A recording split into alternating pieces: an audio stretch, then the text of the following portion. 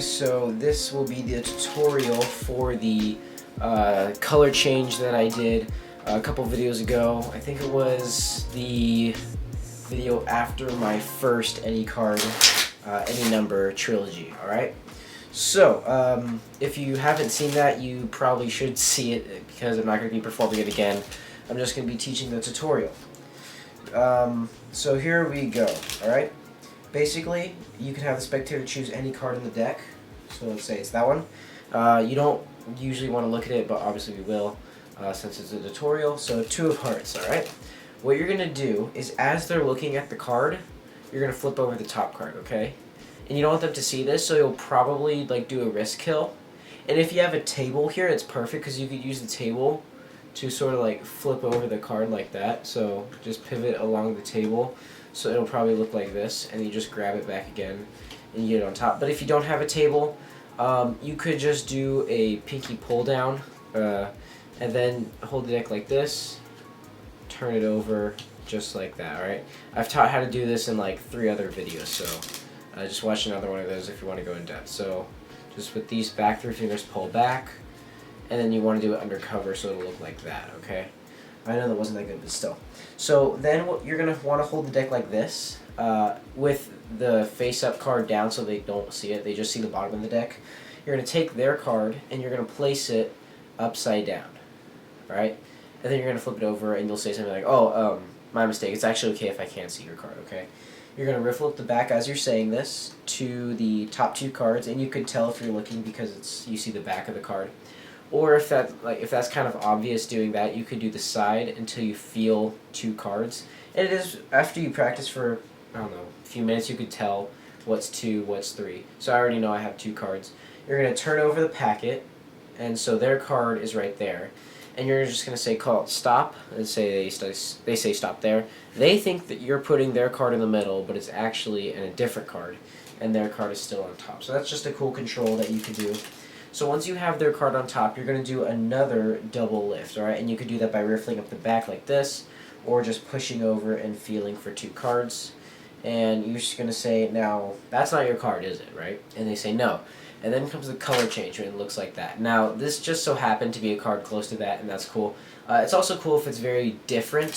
So I'd say the 2 best circumstances, if it goes to like a face card to a low value card, like one of these, or if it comes to a 3 to another 3. Or so let's say this was the 2 of spades, and then I changed it into the 2 of hearts, which was their card, right?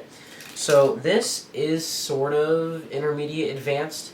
You will have to practice it a lot, I should say. When I first saw this, I'm like, wait, how do you my hands couldn't function like that.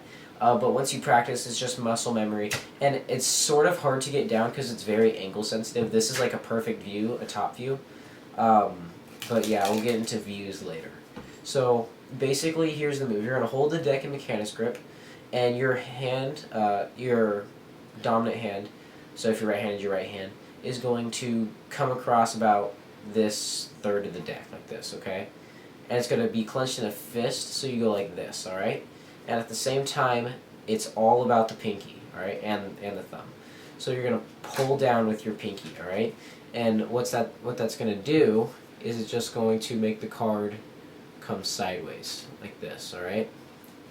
So that's all you're doing. You're just pulling down with your pinky so the card kind of bends.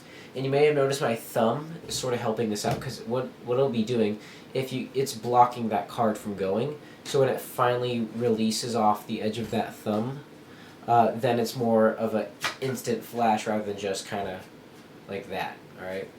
So your thumb's going to be like ever so slightly above that card, alright? So like just some of the skin on your thumb, that's all you need. And so when you pull, it's just going to have some resistance, but when it finally breaks free, it'll make a snapping motion. So it'll look like this, alright? And that's what this hand is for, because if you get really good at it, you don't even need this. You could go like this if you want. You don't have to cover the deck, because sometimes it goes all the way to the bottom, and it doesn't stick on the side. I don't think I could do it that well. And that's another thing that can happen when you're practicing. It'll just shoot somewhere, alright? It'll just shoot out of the deck. So if you get really good at this, you could just use this hand to go like this, and the card will come all the way to the bottom and not stop on the side, because that's what this hand's for. When it goes like this, and your hand goes like this, you want your fingers to be together so it'll look like somewhat like this, I guess. It's covering that card. Alright, so that's what this hand's for. But if you could do it super fast, that wasn't that good. But I just controlled it to the bottom like really fast, and that's why if you get really good you don't have to use that cover. So once you get your pinky like pulling down and your thumbs just having some resistance until it makes that snapping motion and it's on the side and your hand's like this, what you're gonna do now, it's kind of difficult, but with these fingers here you're just readjusting it to get it to the bottom of the deck like this. Alright, so let's see if I can explain that. Once you get here, if your hands are big enough, have these three fingers come to the top of the deck like this, and that gives you more cover to bring that card to the bottom. Alright, so you go like this, and you can see I sort of flashed it a little bit. You're going to have to do angles, and then you're going to hold it like this, so the card, it's sort of like along here, the corner's about there, right here, I don't know what to call that, and then you're just going to grip with the deck, and these three fingers are pulling the card to the bottom, right? And you square everything up, show off the two, and then what you could do is just give it a cut to get rid of that 3 on the bottom. So let's see, angle tips, top view, perfect view, alright? It's perfect because they have no 3D view looking through a camera. So if you're doing this on a camera, definitely recommend top view. But let's say you're doing it front view to a spectator. This is a little difficult. I haven't even gotten it mastered down yet.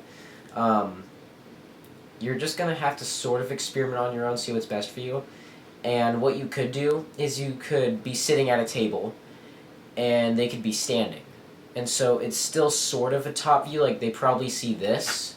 So you're just going to have to do a better job covering that card. But let's say you don't have a table, it's Street Magic, it's one-on-one. They see this, most likely, alright? And when you do the change, like this, it's very, very hard to cover that up. You kind of have to adjust as you go. So what I would recommend is sort of angling the deck down. Yeah, so I would say if the spectator is right here and they're kind of looking this way, angle the front of the deck towards them just a little bit. So when you do the color change, because if you do it back and your hand doesn't cover that card completely, like if you see this, they're going to see that for sure. If you angle it down, there's more of a chance that you'll flash the back of the card, but if you can get it right, and then you might not flash it. And also, I would say put this corner towards them, so it'll look like this. Let's see if I can do it like that. They see this from this view, and they see this from this view. If you do it too much, they'll see that. But if you just do it a little bit, they see that. And then the hardest part is bringing, see I flashed in that corner right there, is bringing it to the bottom without flashing. So how to do that, I would just say kind of feel for the card, and I would say with your pinky finger help push the card in sideways, so when it's like this, just push it in with your pinky while still holding on to the deck. So like I said, you're going to have to practice this a lot of experimenting for yourself, alright? So I'm going to try to do this one more time. So we have the spectator choose a card, let's say it's this one.